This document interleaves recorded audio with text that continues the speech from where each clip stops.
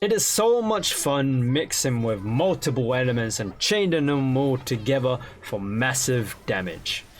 There's also a lot of information surrounding these elements that can be somewhat confusing to someone that's starting off or even during the late game.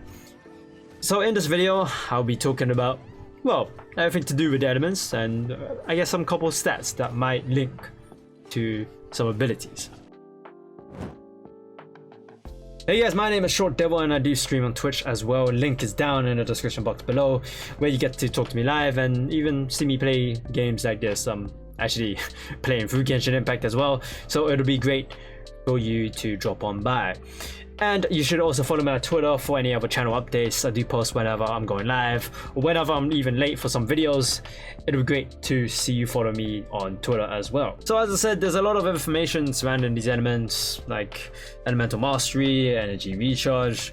So I'm gonna help you understand what it is and how it can help you out with, especially like building your character with just putting artifacts on and all that mumbo jumbo. So firstly, we need to understand which is elemental skill, which is elemental burst, because both of them are different from each other and it can be kind of confusing because, well, they just called it elemental skill and burst, and it kind of confuses me when I just try to understand which one is which. So well, I hope this video will help me as well understand what it is.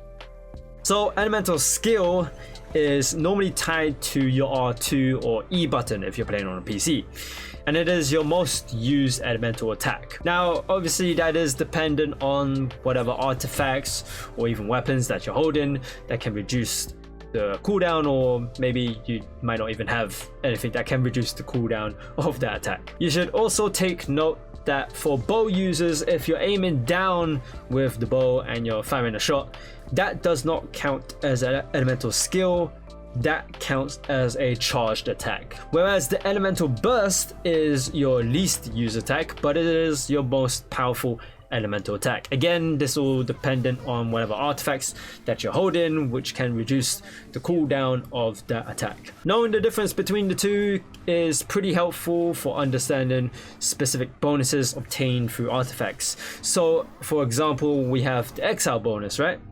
Holding 4 pieces of artifacts that have the exile bonus gives you the ability of, whenever you activate the elemental burst, you are able to regenerate 2 energy for all party members for 2 seconds every 6 seconds, which is kind of confusing to me, but anyways.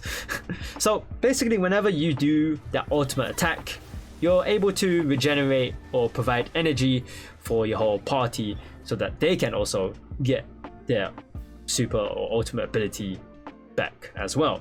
Now that we touched a bit on the energy, I guess we have to talk about it.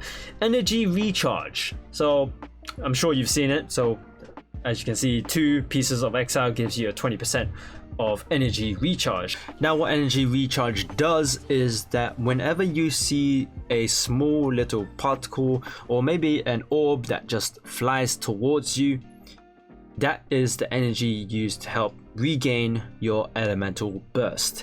Now again, your elemental burst is your most powerful attack. I need to remind myself that because I get it confused between skill or burst. So again, your elemental burst is your most powerful attack, normally assigned to the triangle button on a PlayStation controller. Now again, energy recharge is dependent on whatever artifacts, weapons, or even talents that you have that can increase the amount of recharge that you would get. So for example, again, my Kaching has her energy recharge at 152.1%, which means that whenever she picks up those elemental particles, she would get her elemental burst back quite quickly. I see it come up fairly often, so that is a lot. It comes up quite a lot. So again, depending on how much your energy recharge is, you would get your ultimate ability back as soon as possible.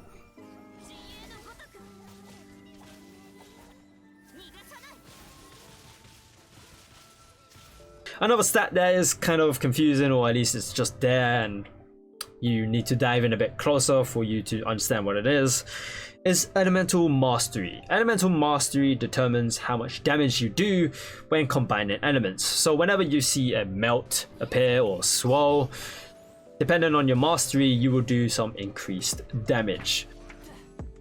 Take note that it is the character triggering the elemental reaction is when Elemental Mastery would go into effect. So for example, I just did a little test run with Keqing and Kaya, where Kaya's Elemental Mastery was at 0 and it did 93 damage of Superconduct. So whenever that Superconduct appeared, it did 93 damage.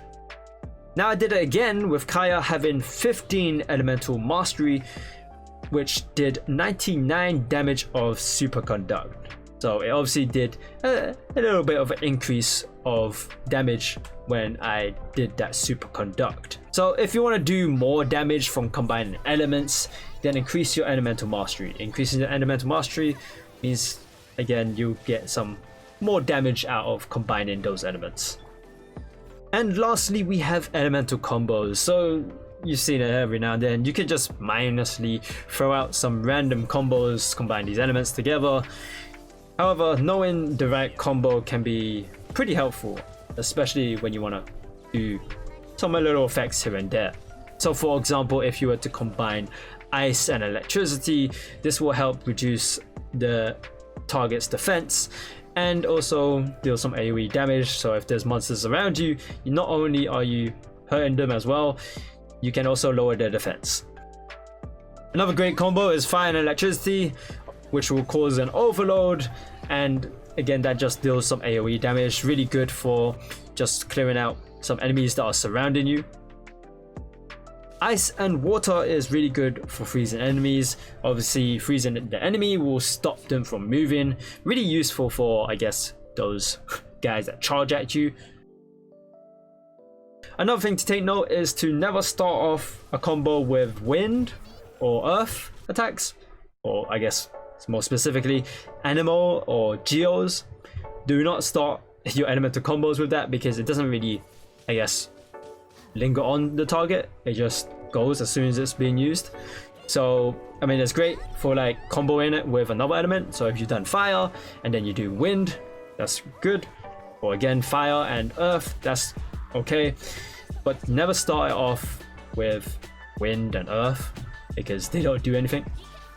And that is all I have for the elements.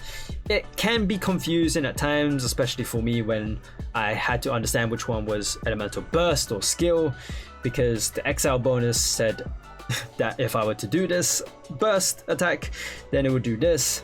So that was a little bit confusing for me. Yeah. Thank you guys for watching. If you found this video useful in some way, give it a like and subscribe to the channel for more helpful videos. And you should also check me out on Twitch. I do stream live every now and then. Link again is down in the description box below. So be sure to check me out there. And also my Twitter for any other channel updates. I do post whenever I'm going live as well. So be sure to follow me over there. Thank you guys for watching. I shall talk to you guys later.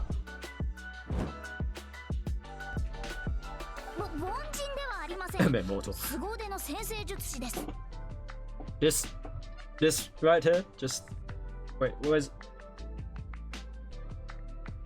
which one is it? This one? We appreciate waifus here, so like, hello, must I zoom in even more? Where's the zoom in thing? Hold on. Oh.